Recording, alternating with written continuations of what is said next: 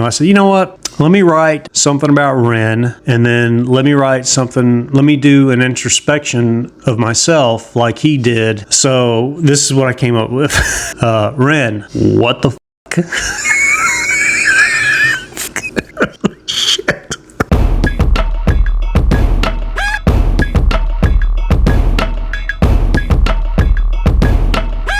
All right, this is the first time I've ever been nervous doing a podcast. I swear, I promise you. And the reason why I am is because I'm reacting back to what I saw a few days ago, Christmas Eve, where I posted the Hi Ren video. I've never seen anything like this in my life, so I had a hard time processing it in the moment. So everything you saw was my natural reaction. And a few people, and I took a bunch of notes and stuff down because I had to really think and process and go through what I heard, because I never heard anything in my life like what he presented.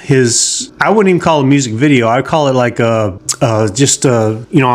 peeping through a peephole, and I'm filming this guy who's expressing himself in such a genius way that I don't know how to comprehend it, because I really thought that it was a diss on Drake, because this video came from another video I did on Kendrick Lamar and his beef between him and Drake. So that's where I initially heard the name Ren. So when I did this video, I was expecting, all right, this is just another diss track, it's whatever. And then when I saw it, I was stunned. I was really just taken aback and stunned about how, creatively esoteric and, visceral, just all these, words that he was saying, this wordsmith, this craftsmanship of words that was expressed in the form of music. I was really speechless. And my first and always reaction to things is to try to find the funny in it, try to find the humor. So I laughed, and my intro was this laughing thing, and I made some notes. So I'm just gonna kind of go through a little bit of this while I get into what I feel about this Hi Ren video. But somebody wrote, why did you think his family would have freaked out? Because I started the intro, I said, I bet his family would freak the F out when they first heard this. And somebody was like, well, why would you think that? And it's just like, why wouldn't you? I know my cousin, but I don't know my cousin. I don't know all the things she's capable of. So, even, my mom and, people very close to me in life, there's always things you just don't know about people. So that's why it struck me funny, because it was so originally creative that I just thought at the moment, if you heard this for the first time, if you're going to sing this for the first time, who are you going to sing it to? Maybe his mom, his dad, whoever. But your tertiary relatives, minus your sisters, brothers, whatever, you're talking about cousins and grandparents and all this shit. I was thinking, what would happen if they just came over on a Christmas day and they heard this? They would freak the F out. So that's what made me laugh so hard. And it was kind of surprised me that was the only person who didn't really get that, the creativity of what I was seeing for the first time. And then there was another person who wrote, you should have paused, reacted to the video. I'm like, wait, what? This is the first time I've ever heard this. Why would I pause and react to this video? It's like, would I stop Jimi Hendrix in the middle of the national anthem and say, whoa, Jimmy, whoa, slow down, man. I've never heard anything like this before. Nobody has. You're freaking, what are you doing with the guitar? You wouldn't stop Jimi Hendrix. And you wouldn't stop the first time you ever saw Jimi Hendrix do the national anthem on the guitar. So no, I'm not going to stop in the middle of this masterpiece that I've never seen before to comment on it. So I just thought that was completely insane. And then, I thought about, other creative minds like Jim Morrison, and I was thinking, all right, I was imagining Jim Morrison in the Glee Club in high school, but I was thinking, just imagine somebody as creatively minded as Jim Morrison in the Glee Club, and like, hey, we're going to do a little Christmas thing for the Christmas event for the high school. So Jim, you got your part. So we're rehearsing it. It's Deck the Halls. Everybody's got their thing. Jim, you got your stuff? Okay, Jim. All right, we're good. Let's rehearse. Let's go through it because this is opening tonight. So I just thought of like Jim Morrison in the Glee Club. Deck the halls with boughs of break on through to the other side. And people just being like, with their flutes. Fuck, Jim is doing the same shit. Stop doing it. Jim, come, buddy, man, we gotta have a talk. Fuck. Oh, shit. Oh my God. All right, Jim, we got to have a talk, man. You're out of the club. You can't keep doing this stuff. We're trying to put on something for the school and you keep doing whatever it is you want to do.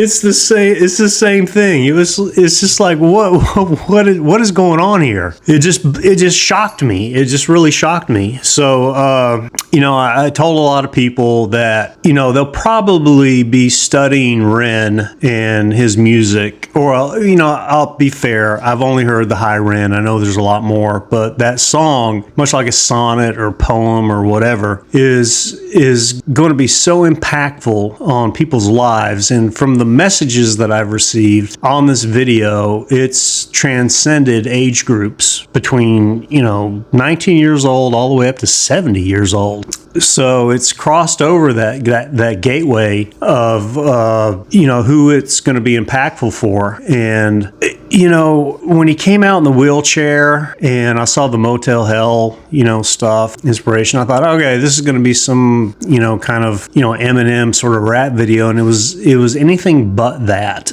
And it just, what you saw on camera is what really happened. It was my real expression, and I expressed myself through humor for the most part, and that was my first reaction, was to laugh and think about what it'd be like as a family member to hear that for the first time. So that's where that came from. And there's people who talk about well, they're already studying it in academics and universities and stuff, and that sort of made me think, well, that's cool, but at the same time, it's like, the last thing you want is, to have the academic intellectuals, ruminating all over everything that he said and just trying to break everything down and make it into something that it's not. Because there's one thing that university intellectuals can do is they can make something into something that is not, because they don't have the creativity to make something like Ren did. They will just break it down and try to make it their own so they can be the beacon and the spotlight on them as the end all be all of what Ren is talking about in his own music. And so there's a little bit of me just thinking it's a good thing to get it out there, but it's a bad thing to have an intellectual PhD doctorate person, English major, English professor, just, dissecting this down to such a minute detail that it loses its meaning. And, I don't buy into that philosophy of, it's, if you can't do, you teach. That's what they say. I don't necessarily believe that, but I know that you as an intellectual college university professor can't attain anything as creative as what Ren did. So you're going to dissect it all the way down to this is what it means, and you're going to regurgitate that out to all these students, and they're going to go out and say, oh, this is what it means. But I think it means what you think it means to yourself. It's your own interpretation. His music is not vapid like Beyonce or Taylor Swift. It's not surface level. It's not superficial. It's not vapid. It's very intellectually. He's, from what you guys have told me, he suffered from Lyme disease. He's been in the hospitals for many, many years, and he's lived in his mind, and he's had all these thoughts and all these pains, and not just intellectually but physically. He's been through so much, and he just was able to release this, it's like a calcium buildup in your heart, and then just one day it explodes, and that's sort of what I see that happened to him, or just my interpretation of what was going on with him. I don't know him. I've only heard the first song, but as somebody who's never heard anything in my life like that before, it was so impactful. I had to take 3 days to process this just to do this video, and honestly, I sat in my room for 3.5 hours thinking, what am I going to say? And I've been writing things down. I'm like, I just gotta, I'll have some little footnotes and things that I want to say, but it's the first time I've ever been apprehensive and nervous to do a podcast. That's never happened. I've never been shy of doing this podcast, but in this instance, I am, because I think it's an important structure because I think it's important to discuss what nobody else has done in music. And I'm not a huge music fan. I'll listen to Leonard Skinner. I'm a Simple Man.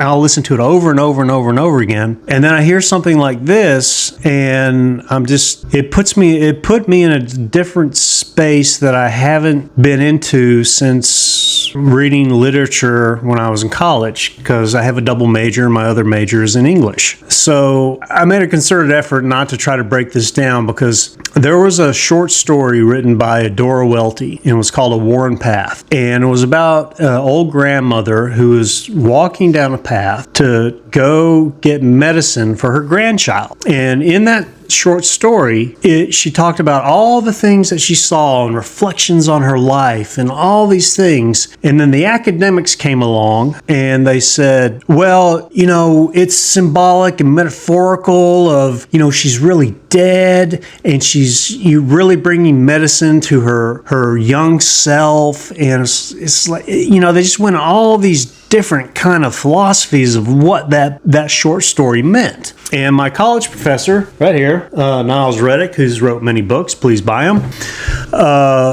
He taught me and showed me a video of an interview with Adora. They were like, so, the grandmother's really dead, right? And she's just reflecting on her life, and that journey is a journey towards God and all this stuff. And Adora Welty just said, no, she's just walking down a path to pick up medicine to take to her, grandson. And it was a revelation to me, and a revelation in a negative form to all the academics who thought they can break it down and, just see every little nuance of what she wrote. But it opened my eyes to sometimes what is said is what it is, and don't read anything deeper into it. So when I started reflecting on the HI REN video, I was very conscious of making sure that I didn't read too much into everything that he said, and just listen to what he was saying and sort of took it at face value, because this was his life experience. So that's what I did. And then I used that to just sort of do a little introspection on myself, and I really ruminated on it. It's a difficult thing to process. The honesty and vulnerability that he just showed just came from such an earnest place that I didn't know how to process it when I first heard it. So I listened to it many times after the original video, and it took me, again, I sat in my room for 3.5 hours, and I'm like, what am I going to say? How am I going to say this? And I was taking notes. I've been taking notes on this whole Ren journey on just on one song. So he was talking about, he was having this inner turmoil, this conflict between himself. He had the angel on one shoulder and the devil on the other. And he's looking back and forth, and he's talking to each one. What? It's this. It's him. It's the devil inside and the angel inside of him that he's battling with through his illnesses. And, he's talking back and forth. And he's talking about, Grammys and Jimi Hendrix. And I'm thinking, you know what? My God, I would love to see this guy win a Grammy, because if he went up there on stage, the truth bombs that he would lay down upon everybody, like I said, Beyonce and Taylor Swift, the vapidness of their music doesn't even come close to what this guy is doing. So I don't know that he'll be accepted. I hope he doesn't get accepted into that, because he's his own genre, and anybody who ever does this like he does is just going to be a copycat of him. Just like when Nirvana came in and changed music, and you had music kind of follow, the waves of what Nirvana did. I don't know. Just the originality that was coming out of him, the heartfelt originality I was just under shock. I didn't know. So my reaction on that video was my genuine reaction. And I laughed. Yeah, I laughed because I thought that would be freaking hilarious. If my kid came in and started doing that, I would be like, what the fuck is going on here? I had no idea you could do that. And how could they know if he's been in the hospital for 10 years? So that's what was so funny about it. So some other notes that I had, I actually, I did do this I went back to my college days of creative writing in English class, and did, I said, you know what? Let me write something about Ren, and then let me do an introspection of myself like he did. So this is what I came up with. Ren, what the fuck? Shit. And I was like, okay, I can't finish that. So I said, well, let me talk to myself. Dave, what the have you been doing with your life? Compared to him, nothing. I mean, oh my God. I actually wrote this down. I'm not going to read it. I was going to read it because I was going to read this. So when I was in creative writing with Niles, the published Pulitzer Prize nominated author, who was my instructor, mentor, and friend for many years, in English class or in the creative writing, he made everybody, one of the things we had to do is we had to write a poem. I didn't write poems. I didn't understand poems. Now I do because of Keats, John Keats, and he's like, in my mind, John Keats is the greatest poet ever lived. Died at 25. He was like the James Dean of poets for his time. I mean, lived fast, died hard. Yeah, live fast. Wait, that sounded weird. Live fast, die young. Live fast, die young. He was that kind of guy. So, eventually I because of Keats, I understood, the creativity of poetry. But before then I didn't. And, he made me write a poem, and I pulled it up on my computer and I just wrote it down on this piece of paper. And now that I'm here talking to you guys, I don't really want to read it because I think you'll think I'm a little bit nuts. So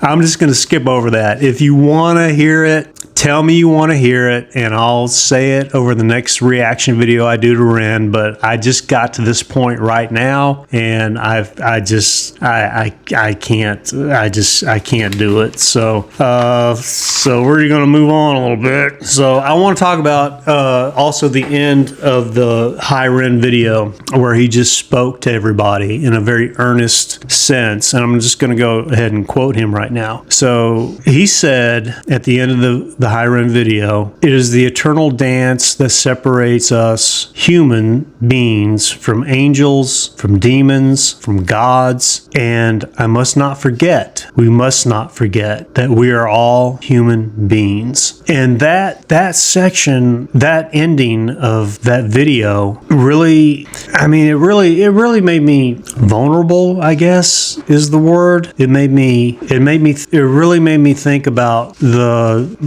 good and evil on both ends. I'm sorry to get serious about this, but the tug of war that we go through in this life, whether it's with our coworkers, our family members, or the tug of war that we go through internally with ourselves, because we all deal with that.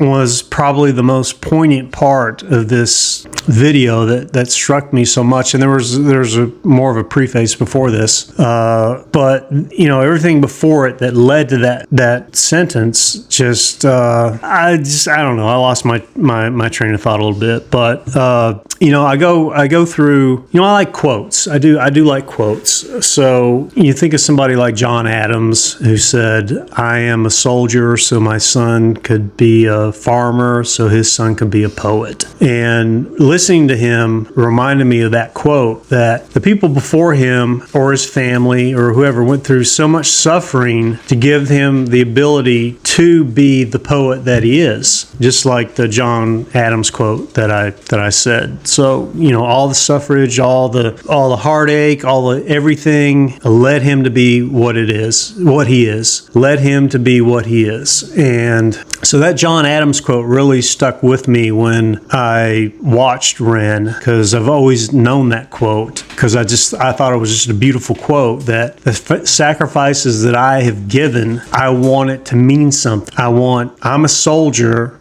so my son could be a farmer and his son could be a poet. And I think the sacrifices that we make for our children, our families, hopefully lead to a better understanding and a better place in our lives, that we don't have to go through the suffrages that our forefathers or our parents or whoever have gone through before us. So again, I said I was not going to get too, you know, intellectual about it and delve as deep and just sort of, you know, strip the essence of what he was saying and break it down and say, you know, I'm the authority of this, because I'm not. It means something, and I think it touches every person who hears this in a different way. And some people may look at it and say, you know, this is randomness disguised as profoundness. And I get that. But I don't think the majority of people who have heard this think that. I believe that you are going to take more out of it than you're ever going to give back to it. So that's all I have to say about that. Actually, I have a lot more to say. I'm just not going to waste your time. For the 20 people who are going to start this video and watch it for 3 minutes, I appreciate the 3 people who are going to watch this to the end, because this is probably the most vulnerable that you're going to see me, or serious that you're going to see me talking about something as life-changing, ethereal as what I saw. So I felt like I felt drawn to talk about this. So without getting too emotional, guys, thank you. I appreciate everybody on all the kind words and support you guys had for the last video that I did, and I really hope the 20 people who are actually going to watch this entire video appreciates, you know, what I've said. Whether it strikes them or not, I don't know. It's not for me to say, but I really do thank you for sticking with me. So please like, subscribe, share, hit the notification bell, all that meaningless stuff. After watching Ren, it doesn't mean anything. So yeah, I appreciate you just sticking through this, and I will catch you on the next podcast, because there's a couple of other Ren videos that you guys suggested, and I'm going to do them. And I don't make any money off of this at all. None. I'm just doing this because I feel like it's something that I need to do for myself. So I'm leaving myself out there, and there's no reward that I'm going to get back except for what he gave me through that song. So anyway, guys, enjoy your holidays. I mean, it's after the holidays now, so I hope you guys had a Merry Christmas. Have a great New Year's, and let's start off 2025 on a positive note, and let's just get after it. All right, take care.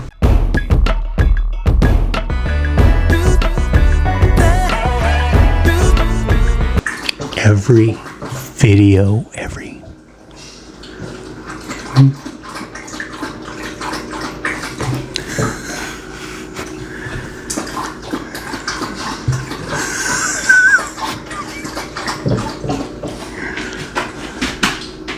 Oh, wow, that's a record. You're done in 15 seconds. That's amazing. All right, appreciate it.